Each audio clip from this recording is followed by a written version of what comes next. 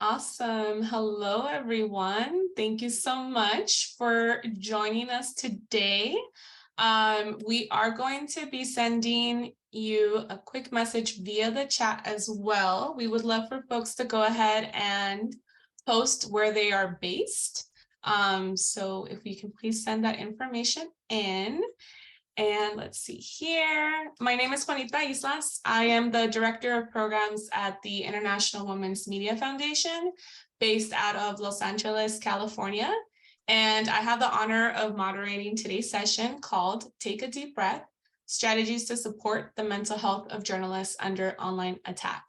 Before starting, I would like to ask the audience how many people have faced online violence. The way that the engagement has been set up for this session, if you can please type in yes or no in the chat, we'll be able to see how many folks have struggled with this issue. So if folks can please go ahead and put that in the chat, and then we'll continue on with the session.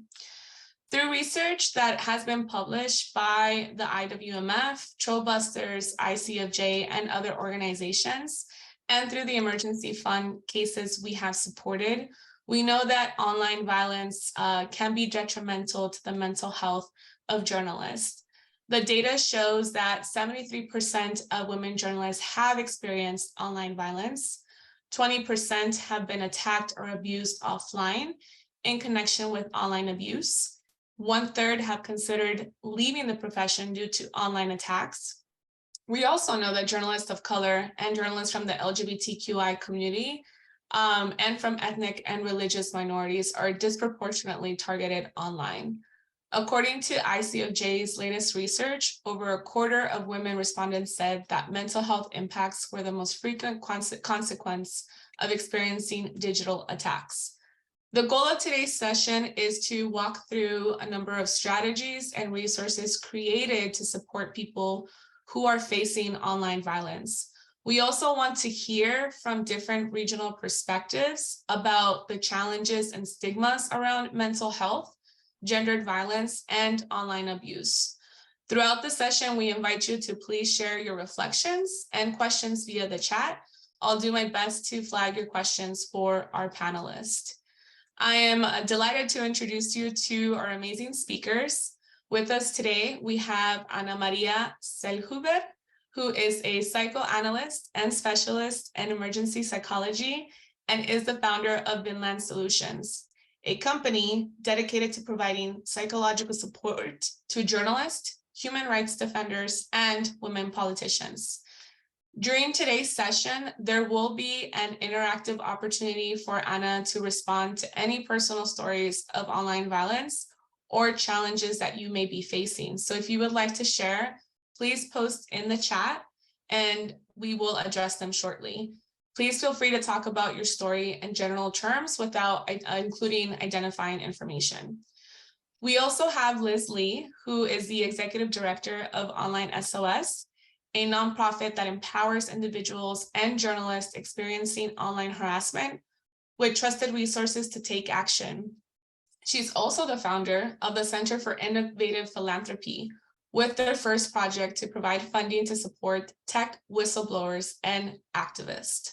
And with us today, we also have Nicole Martin, who is the Executive Director of Vita Activa, an organization that provides free online psychological first aid peer-to-peer support to women, people of color, and LGBTQI journalists, activists, organizers, and freedom of expression defenders who are facing online harassment.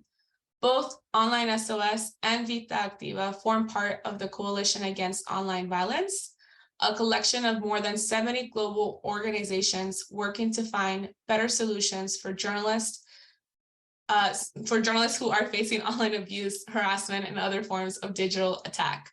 The coalition is supported by Craig Newmark Philanthropies and founded by the IWMF. As an organization, we have been around for more than 30 years. We promote a diverse and representative news media by offering resources and opportunities to women and non-binary journalists. We also provide safety trainings, global reporting fellowships, and an emergency assistance. And as part of today's session, last year we launched a mental health guide for journalists facing online violence, a practical resource including self-assessment tools and exercises for managing acute stress, insomnia, PTSD, and other forms of trauma. And Anna, who's with us today, is the author of the Mental Health Guide.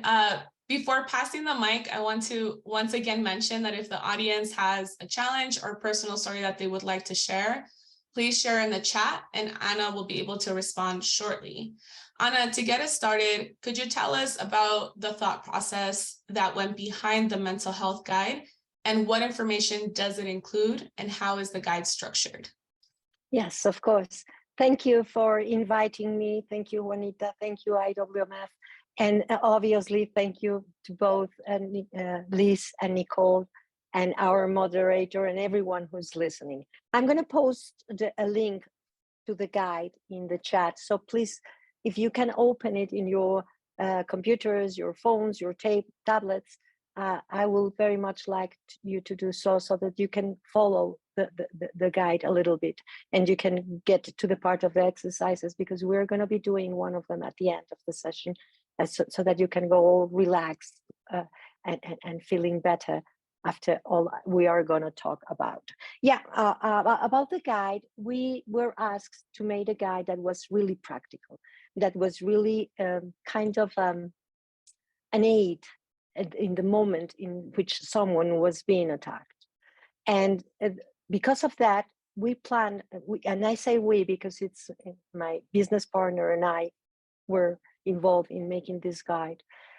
We decided to do it like the two first sessions of the protocol that we use with post-traumatic stress disorder and acute stress patients.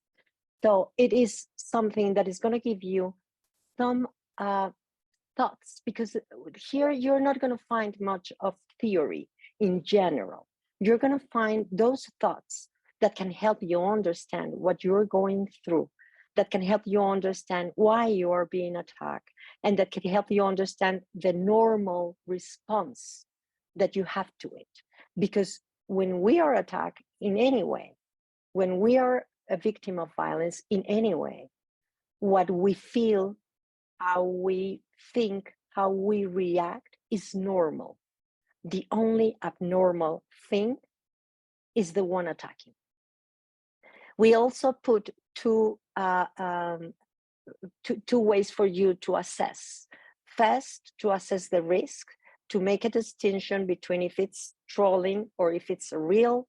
And when I say real, it's not that trolling is not real, because it can be very, very impacting to our lives. But trolling usually is not going to get to a physical attack, while other kinds of attack, for example, when it comes from the government, from your government, or when it comes from organized crime, it might go in a higher level, and it might go in a physical threatening circumstance. So we help you distinguish between the two of them, and we help you decide what to do and how to do it in that moment, so that you can help this aid. And knowing how to respond is basic in this situation, because if you respond too fast and if you respond without making a plan about it, you can put yourself in even more danger. So we help you with that. There's also an assessment for you to know where you are. If you are in a psychological emergency because it's just happened, if you are with acute stress, with anxiety, with sleeping disorders, what's happening to you? If you have PTSD because it happened a while ago, where are you emotionally, mentally, in this sense, so that you can also find as part of the guide the exercises that are going to be more helpful, especially for you. So this is basically what we were trying to aim. So if any of you, please feel free to share any experience that you might have with it. And if none of you do, I'm going to give a simple example to see how the guide leads you to be in a safer place, to be in a more relaxed way, to make better decisions, because you can think better when you're not in panic, when you're not in an emotional state that is not allowing you to think clearly. Okay, that's the aim of the guide. For you to be able to make good decisions, for you to be able to sleep and to continue with your life, even if it sounds a little crazy. But yes, if it's trolling, for example, it can be very intimidating, but your life is not a threat. A troll is not going to attack you to threaten your life. A troll is going to attack you because he's envious of you, because he wants what you have. And what you have is a lot of people listening to you. So he's going to attack, or she is going to attack you. He or she is going to attack you because they want what you have. And they want to shut your mouth. They want to be the center of attention, not you. In the case of governments and organized crimes, they do want to shush you. They want to keep you quiet because they are also afraid of you because you're putting at risks the way they do things that aren't right. In the case of a government, when they are stealing money from the people, when they are doing things that are even illegal. And in the case of organized crime, because you're messing with their structure to do their business in a certain area the way they used to do it. So they're trying to shush you. They're trying to make you quiet. They're kind of killing the journalist, for example, not the person. But this can escalate if you continue speaking. And in a way, one patient once told me, but if I don't continue tweeting, it's as if they won. And I said, no, they didn't. Because you're going to be able to do your job elsewhere. Maybe not in Twitter, maybe elsewhere, but you're going to be able to do your job. So I don't see any comments or questions right now. So I'm going to give you an example of someone that came to me because he was being targeted online heavily. And when he started talking, after 37 years doing this, because I've been doing this for a long time, with journalists particularly for 18 years. But after 18 years of working with journalists all over the world, assessing risks and helping them to manage their PTSD or their acute stress, I can assess things kind of fast. And when he started telling me the story, I said, no, this is not the government, the organized crime. He had reasons to believe that it could have been organized crime and that his life was really at stake. And I said, you should go to this organization, to this other organization, so that they can help you make an in-depth assessment of the situation. And then you can know how to respond. Right now, don't do anything. Don't answer back. Don't defend yourself.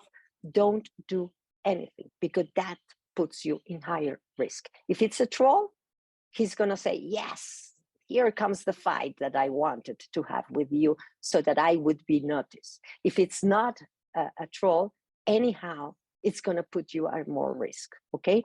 And yes, after everybody, several institutions did the assessments, like IWMF, Article 19, CPJ, all of them helped him make the assessment. Effectively, it was a troll, and it had to do with his personal life and not with his job, okay? But the response that he has was he couldn't sleep, he couldn't eat. He didn't want to go out because he felt he was putting his friends and his family in danger if he was near. He couldn't write anything. He closed Facebook and everything else, okay? So the effect that it has, even if it's a troll, it's very heavy. And you need help at that moment. And you need what to do. You need to breathe, take 2 steps back, assess the situation, and then decide. If you don't give yourself the time to breathe, to relax yourself a little, you're not going to be able to get out of the stress completely. That's not possible because you're under attack.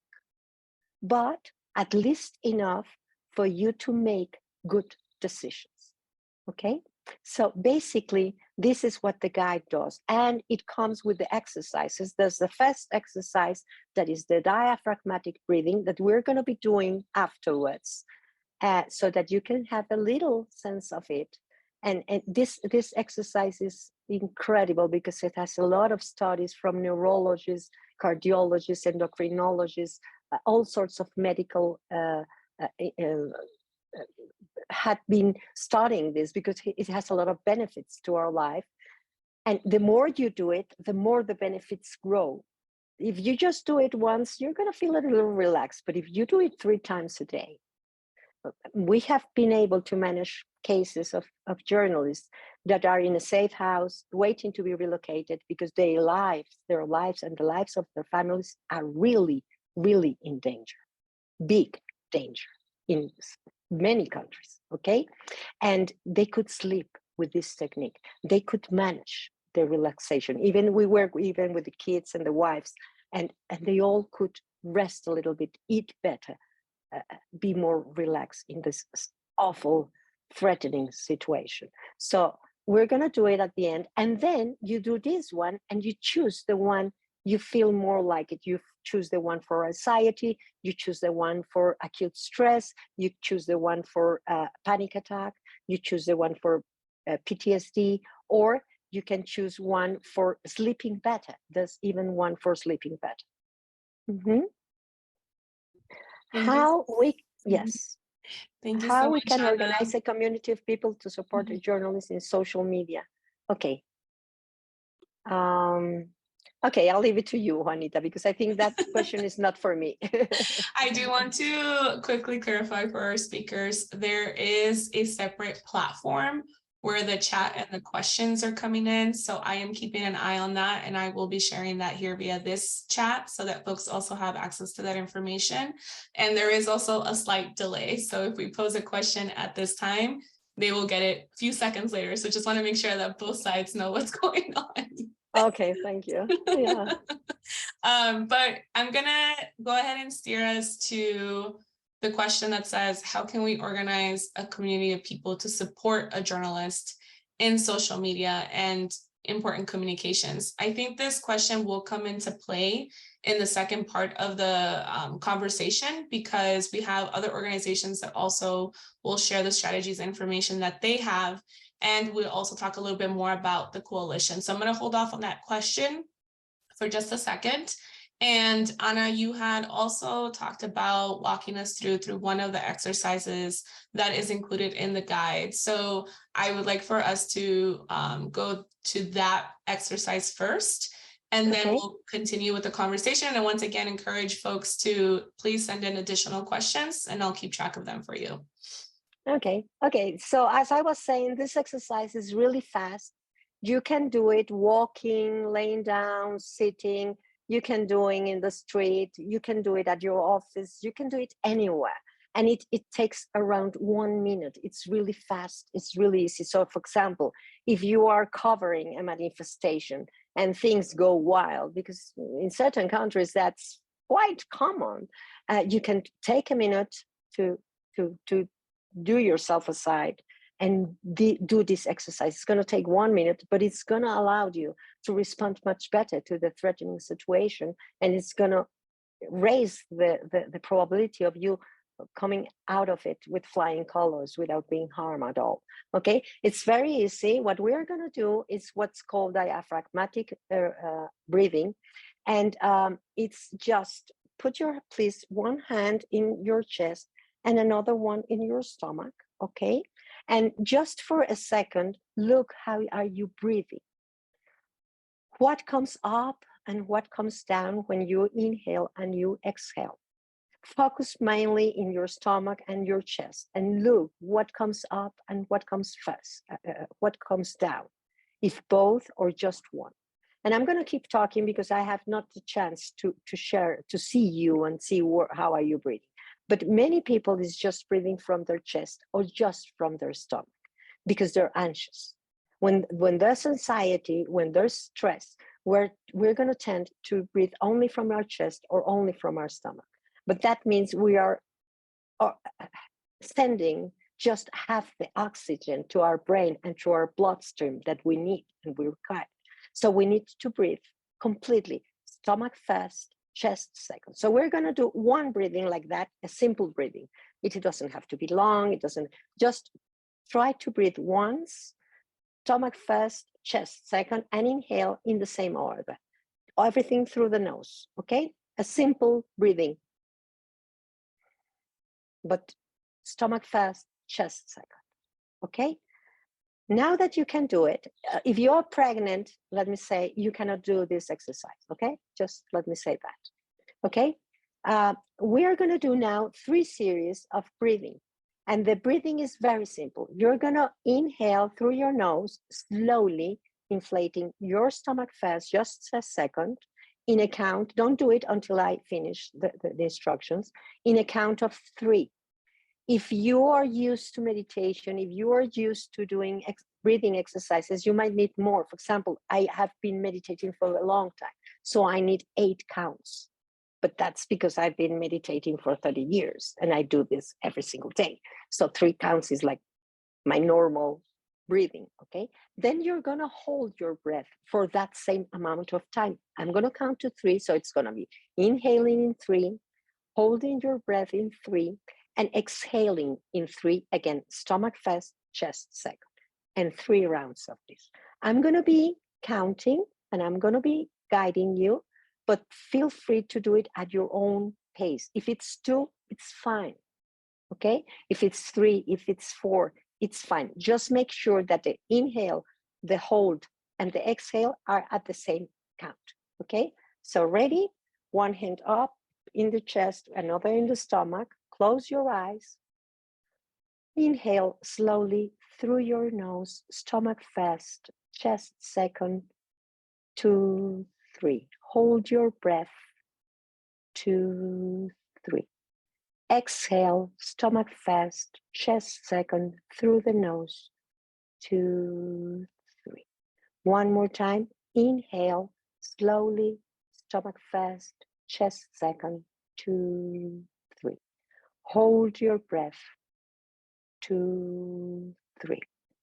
Exhale, stomach first, chest second, 2, 3. One last time. Inhale slowly, 1, 2, 3. Hold your breath, 1, 2, 3. Exhale slowly, 1, 2, 3. And that's it. It's as simple as that. And when you're doing it in the street, when you're doing it walking, you can do it in your shower. You can do it before eating. You can do it before going to bed. I mean, it's 3 minutes of your day. You can do it 3 times a day. And you're going to notice that if you do this for 1 week only, you're going to see how the benefits pile up. You're going to feel more, your mind is going to be more open. You're going to have a better attention. Your stress level is going to go down. You're going to think better, and your endocrinal system is going to work better. Your flow stream is going to work better. Your digestive system is going to work better. So everything's going to function better. Try it for 1 week, just 1 week, 3 minutes a day. Don't tell me you don't have that time, because journalists tend to do that. I don't have time. That's too much work. But 3 minutes, come on, you can do it. I know you can. 3 minutes, you can do it. Okay, so try it for 3 minutes for 1 week. And if you don't want to continue doing it, I'll give you 1 free session. Okay, you just write me and I'll give you 1 free session, because I'm so certain of it. All right? Okay? All right. Thank you, everybody. Thank you so much, Anna, for walking us through that exercise. And folks, definitely take advantage. Yes. Beautiful. So now don't lie.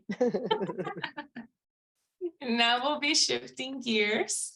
Online SOS and Vita Activa will share additional strategies on managing the psychological impact of online violence. Liz, Online SOS conducted a series of interviews with journalists around online harassment and its mental health impacts.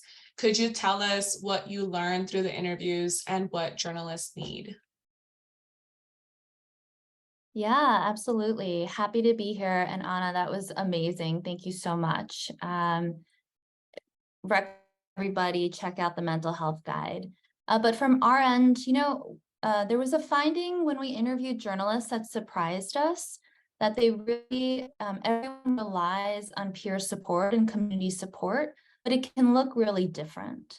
And so, it taught us that in addition to professional support, peer support is really relied on.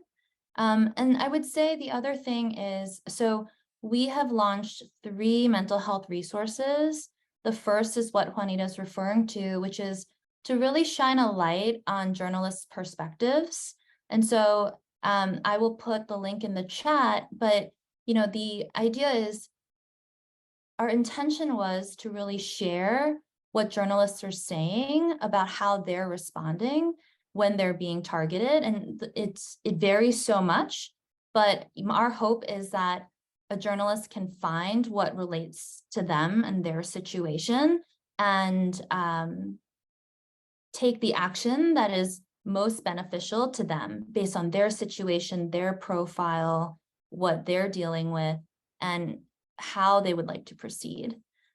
So the interviews, the lessons learned are captured in a blog post called Journalists on Online Harassment and Its Mental Health Impacts, What We Face and What We Need. And towards the end of the blog post, we talk about what we've learned in terms of themes on what journalists want from their newsrooms, whether it's mental health days or taking time off or issuing a statement of support. And so that is our first resource. The second is our emotional well-being checklist. So different options on how to strengthen emotional well-being. And to be honest, I think that the mental health guide is more robust. So I would start there. But a checklist is one format that can be really useful. So sometimes, whether it's just printing it out and going through it, it's going through the options. It's one sort of method to take action that could be really beneficial in moving forward. And then the last resource is our clinician tip sheet. And so, one thing that we found when we worked with journalists is they were like, listen, my therapist doesn't understand what I'm going through. That's because their therapist isn't Anna, but they'll say, I don't want to have to explain what online harassment is, like the burden of explaining it, the time it takes, etc. And what we found is, okay, when, our hope is that our blog post will normalize seeking both peer and professional support. But when you do seek that support, you can send your therapist our clinician tip sheet, because we go through, okay, what is online harassment and how does it impact journalists uniquely as a population of people? And lastly, what do trauma symptoms potentially look like and sound like? So whether it's avoidance or intrusive thoughts, or a sense of isolation. We have quotes from what we've heard from journalists, like, I really don't want to open up Twitter, but I know I need to contact my source. Or, there's a certain level of reporting. I want to report on this topic, but I don't feel comfortable. Like we wanted to share with clinicians and therapists what it sounds like, what the trauma symptoms could sound like manifested in that conversation and therapy session. So those are our 3 resources. We hope they're useful and are welcome to any feedback. But also my main goal is that we are normalizing the experience, that all of the reactions are really, really normal, and hope that it provides different options for people in taking action. So thank you everyone for being here, and I'll turn it back to Juanita. This is amazing. Thank you so much, Liz. And I do want to bring up something. So when we were preparing for this session, Anna and Liz had an awesome exchange about the importance of therapists understanding the challenges that journalists face when they're attacked online. Anna, is there anything that you would like to add to this part of the discussion from that exchange that we had? Yeah, well, it's not that I am special. No, I'm a psychoanalyst, I'm a psychologist, but I trained myself a long time ago. The Mexican Red Cross asked me to open a project for aiding victims of natural disasters. And so I tried training myself. Back then, it was 38 years ago, there was nothing about it. So I started training myself, and then I put curricula of this kind of training in the National University of Mexico, and so on. And then the International Committee asked me to give a workshop to Article 19, and that's how I started working with journalists. We started working with journalists. So it's not that I am special, it's just that I have focused, my company is focused on this kind of support, and we have trained ourselves for that. I am originally a psychoanalyst, and I don't work psychoanalysis when I'm working with PTSD patients. That would be crazy. The technique of psychoanalysis is beautiful, but it doesn't work for that. I work with cognitive conjunctural. But what we have achieved with our protocol is like understanding how a certain problem like PTSD is built, that in this case, it is not because of the event. You can live the same event, and one person can come out flying colors without having PTSD, and the other one is going to have PTSD. Because what creates PTSD is the assessment that the individual does of not responding well. And from that point on, you start doubting yourself about how can I protect me? How can I protect my family? How can I protect the things around me? And that doubt starts growing and growing and growing, and that is what PTSD. But if you understand that, then as a therapist, as any therapist, you can reverse it by doing a simple question at the beginning of the therapy: what you did wrong. And it's not that you have done anything wrong, because what I always tell my patients is, you're here with me, you're there. I mean, you're talking to me or you're watching me. So if you're alive, you did everything well. Yeah. If you are still working, you did everything well. But they need to realize that. And they need to realize, why do they assess that they did wrong? So that we can go back in the process and realize that it wasn't wrong. Perhaps it wasn't the best way to respond, but it saved your life. It saved your career in the case of online threats. So, it was good, right? So that's the kind of things that other therapists doesn't have, not because they are not good. They can be excellent therapists, excellent, but they don't have the training for this kind of thing. Actually, the Psychoanalytical Association, in which I studied for 6 years after college, that is, it is linked with the International Psychoanalytic Association opened by Freud and all of that. We are training them for emergency psychology because they don't know what to do in these cases.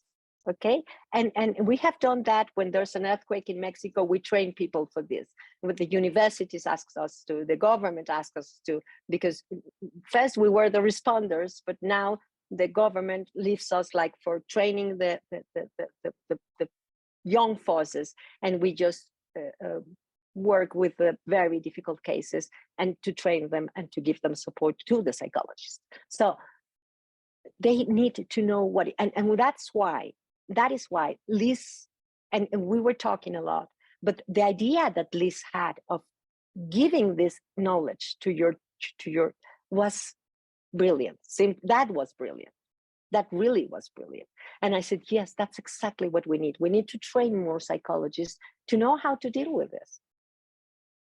And it was, yes, I think it's perfect to do something, perhaps even go further, to train psychologists to learn to deal with this kind of things, because worldwide, it's happening more and more. I work in Africa, I work in India, I work in Europe, and everywhere it's happening, Central America.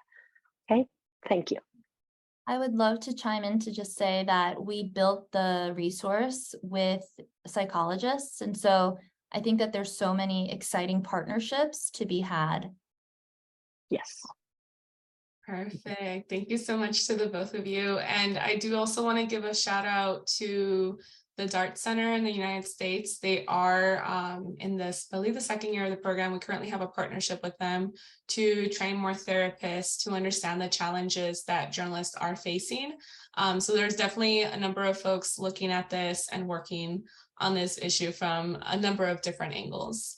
Now, before turning it over to Nicole from Vita Activa, I would like to pose the questions for the audience in terms of, are there other resources, strategies that have been useful for you to manage the psychological impacts of online harm?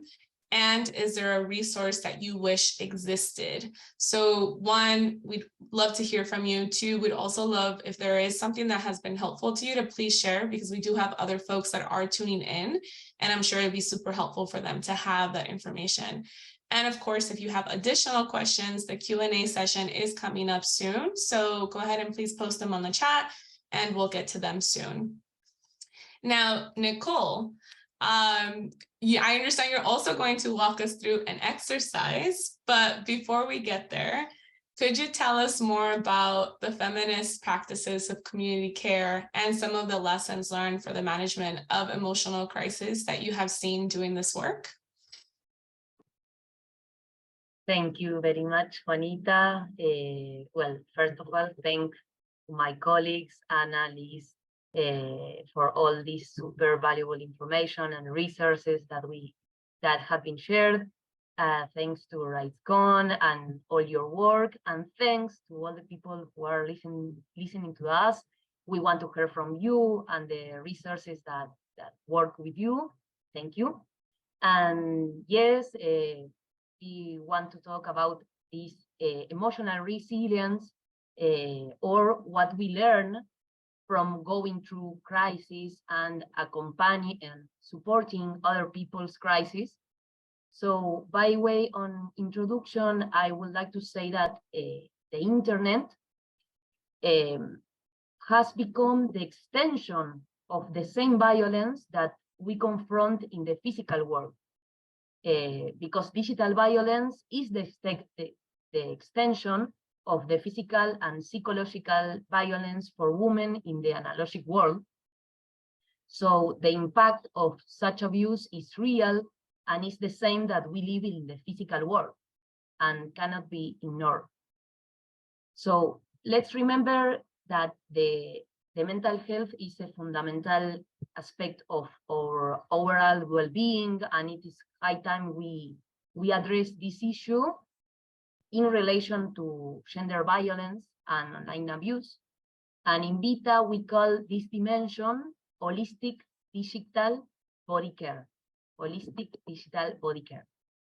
So let's take a moment to imagine the effects of such violence on mental health, hateful comments, harassment, the dissemination of intimate images without consent will generate different reaction in each person, different ways of manifesting pain. And in general, like Anna was saying, the atmosphere is one of fear, insecurities, and doubts. So at Vita Activa, we have dedicated ourselves to support journalists, also activists, and human rights defenders.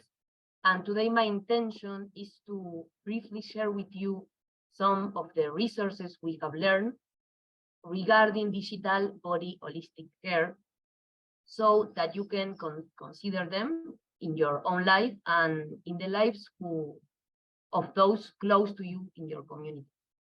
And this is, we are talking about cuidados comunitarios, community cares.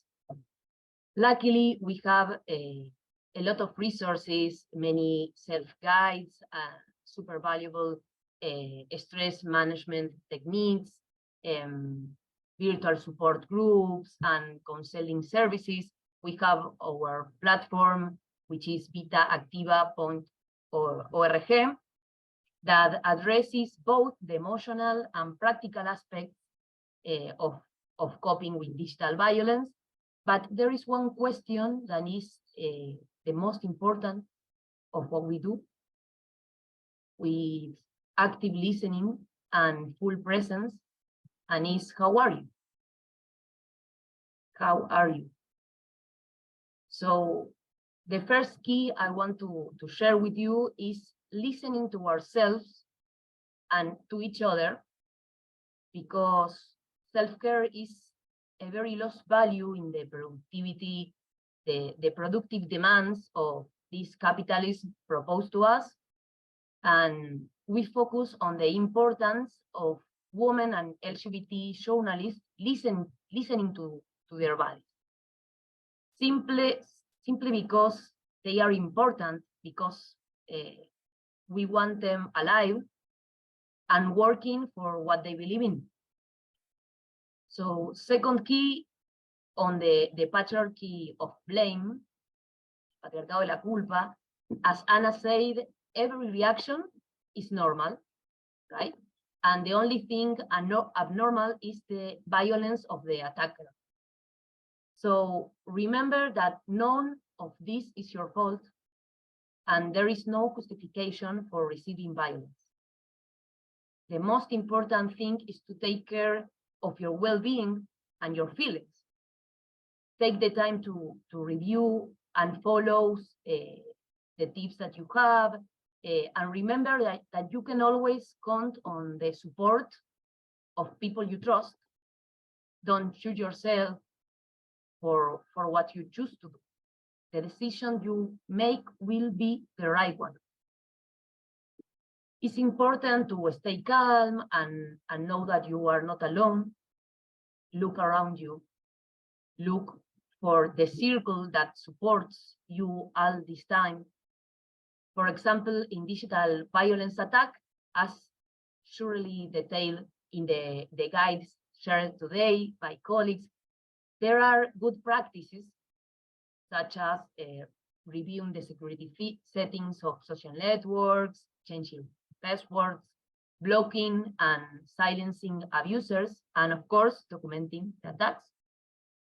All of these tasks can be overwhelming.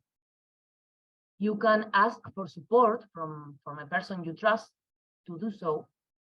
And of course, you can always count on the Vita Activa helpline. We are here for you. And then the third key is ask for help. Asking for help is an act of courage, not weakness. It's about recognizing that we cannot and should not be able to do it alone. That we can lean on our community, and this is fundamental to resist. You are not alone, we are together. And of course, it's also important to remember that taking care of ourselves is our responsibility, but there are also responsibilities above. Governments, media organizations, and online platforms must take responsibility for creating safer spaces for women journalists, and this includes implementing strict policies against online abuse, providing support systems, and fostering an environment where women and LGBT journalists and people can thrive without fear. Thank you very much. Also, I think that it's important to, as always, when we support someone, to keep in mind that what is the need of the person we want to support. So when we are supporting someone as a community, as a journalist, for example, the question that we have, who is under attack, I think it's very important not to leave her alone, and also not to suppose what we have to do to support. Ask how she is, what is she needs, and that those actions are directed to where the person wants to support needs to be.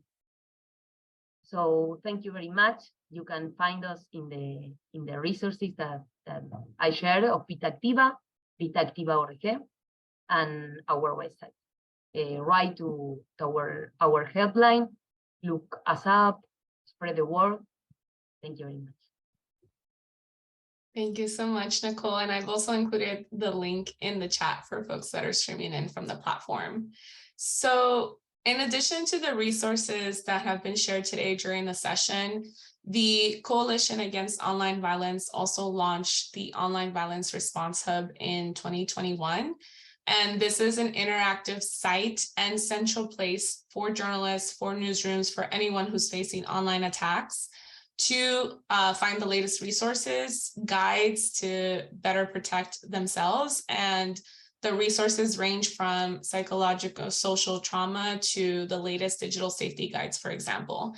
And these resources have been created by members of the coalition, which again represent 70+ global organizations.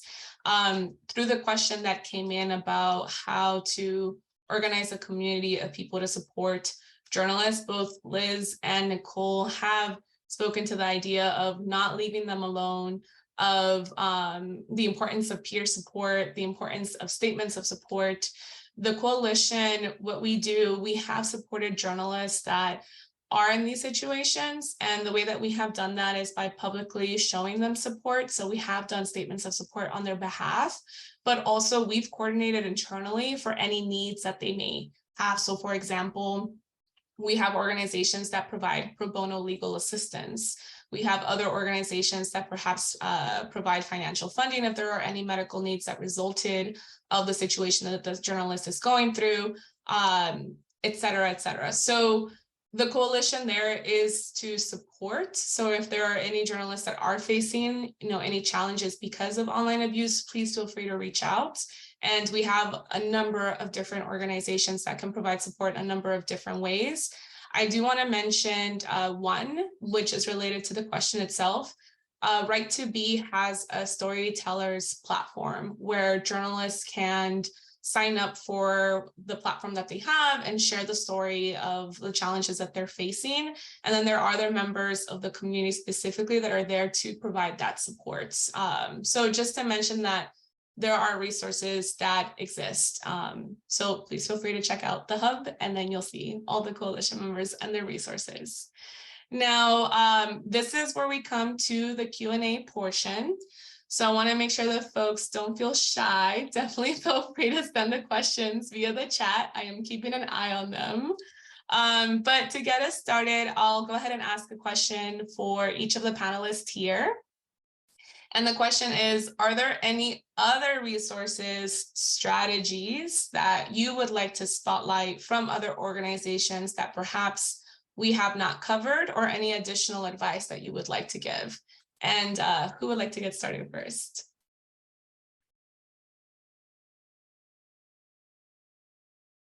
Okay, I'll go first. I think that, Juanita, that this prevention is key to being safe. So I think that also all the work that has been done in totem.org can be very helpful for all of them, because there are a lot of courses, of fantastic courses by the IWMF, by IWPR, by different organizations in Spanish and in English and in other languages that you can take for free, fully for free.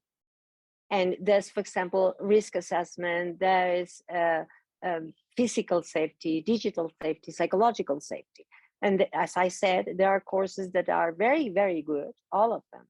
And you can go through them, and it's completely free. So I think that one of the things that both Liz and Nicole said is, and it's really true, that these days, it seems like you don't have to take care, that taking care of yourself is seen badly, as if you were selfish, as if you weren't working enough. But the truth is that if you don't take care of your computer, your camera, it's gonna stop working. And I've had patients to whom I've said, you're gonna go down if you keep this pace. And they had, awfully enough, I mean, end up in the hospital, for example. Okay, so don't. You want to work, keep healthy. You want to do a good job, keep healthy, physically and emotionally. But yes, I think that totem.org could be a way for them to train themselves, to not put themselves in danger in the first place. I can also chime in to say, so PEN America has published an online harassment field manual, and they have a self-care section that I would point people to. And then also there is financial assistance available for journalists who are seeking support as they go through therapy. So therapy is sometimes quite expensive, and wanted to just share that the IWMF has emergency funds. I believe the CPJ does. There's also a Black Journalist Therapy Relief Fund and an Asian American Journalists Association mental health funding pocket as well. So just sharing that, you know, those funds are available. Juanita, I don't know if you want to add anything. Yeah, I can definitely jump in. If you have, I'll put my IWMF hat on right now. So we do have emergency assistance for journalists, and this could be a number of different areas. So like, let's say a journalist, may have had an accident on the field. We do cover medical costs. We do collaborate with other legal organizations to also provide that legal support. And as Liz mentioned, we also provide mental health grants through our traditional emergency fund. So we don't ask a lot of information, just, there's a quick intake form that we have on our website. And we, in addition to the emergency fund, also have the Black Journalist Therapy Relief Fund that was founded by Sonia Weiser a couple years ago. And now we've been processing cases as they come in. So I'm gonna go ahead and pull the links from our website and I'll put them in the chat box. So just know that they are available. And we also coordinate with our partner organizations. So if, for example, we're unable to provide assistance because maybe it falls outside of our mandate for whatever XYZ reason, we do collaborate with other organizations in this space to make sure that you receive that support. So I will pull them out and then I'll put them over in the chat for you. And then Nicole. Thank you, Juanita. Briefly, to remember also that we are human beings and we deserve not only to live, but to live well, to feel safe and secure in all our spaces, and that we are a community and we are here to support each other. We at Vita Activa provide free emotional support in a safe place, and luckily there are other lines available to reach out to. And just remember that you're not alone, and you don't have to deal with this alone.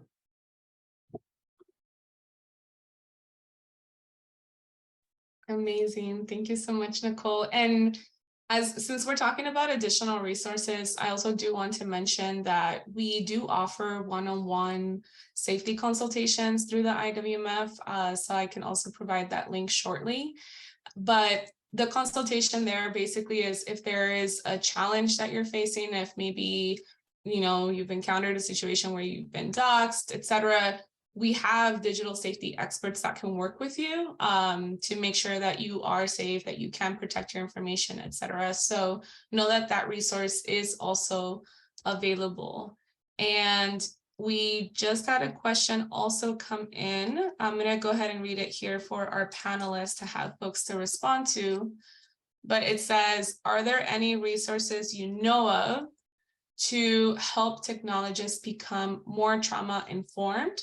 As a product manager, I would like my team and I to be able to better anticipate how the products I'm building could impact the mental health of users, especially vulnerable folks like journalists. And Liz, I am going to pass this question over to you.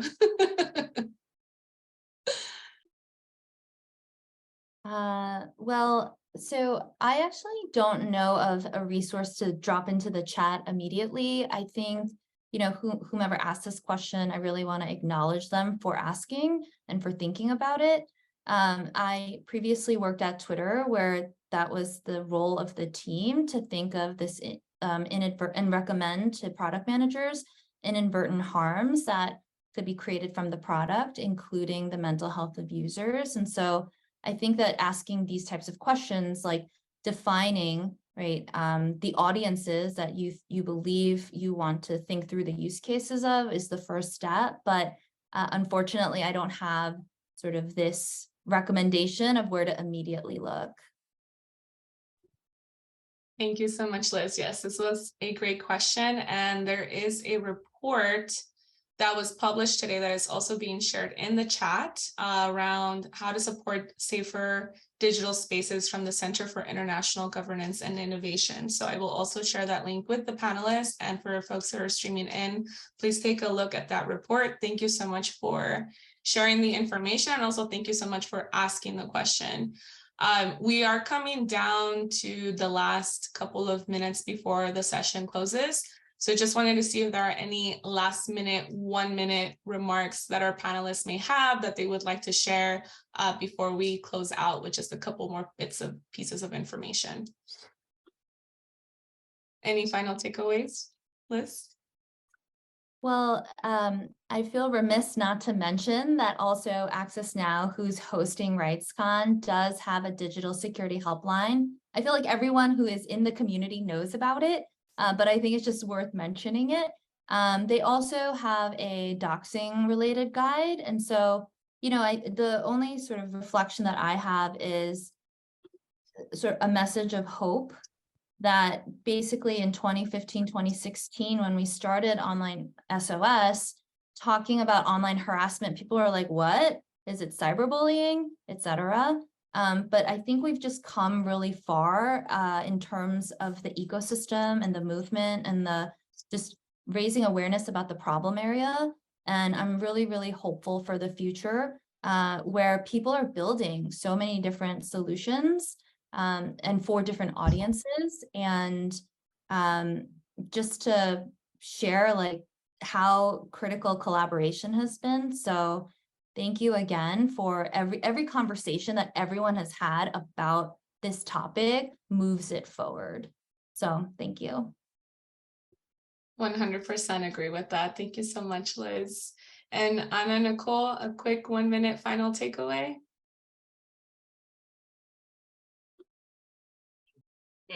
No, in closing, I want to reaffirm this message of hope.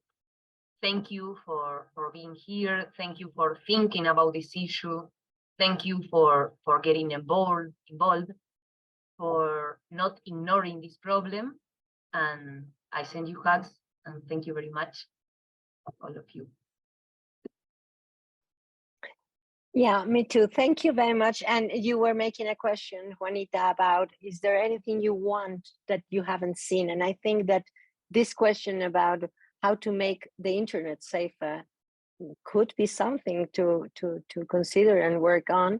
And thank you very much, everybody. Thank you for the RightsCon to do this. Thank you for IWMN. Thank you, Liz. Thank you.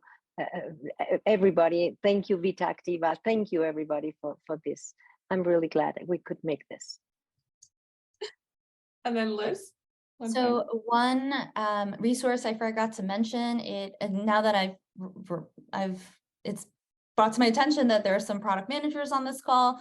So Globant, a for-profit company, actually has a $10 million fund to fund startups that are creating solutions for online harassment. It is called the Be Kind Tech Fund. I would highly suggest checking it out, not only for-profit folks, but also they're doing a lot of ecosystem building and support. So tangible place to fund specifically solutions for online harassment, which again, never would have existed or hadn't existed until recently. Amazing. Thank you so much, Liz. I did put the link in the chat and we have 1 minute left. So before closing out, just wanted to invite everyone, please share the resources you heard of today. If you form part of an organization that is working to tackle the issue of online violence, please reach out if you're interested in joining the coalition. And thank you to RightsCon for providing this space to bring us together. Thank you to our panelists for sharing their amazing information and insights regarding this issue. And thank you for joining us right on time. Thank you.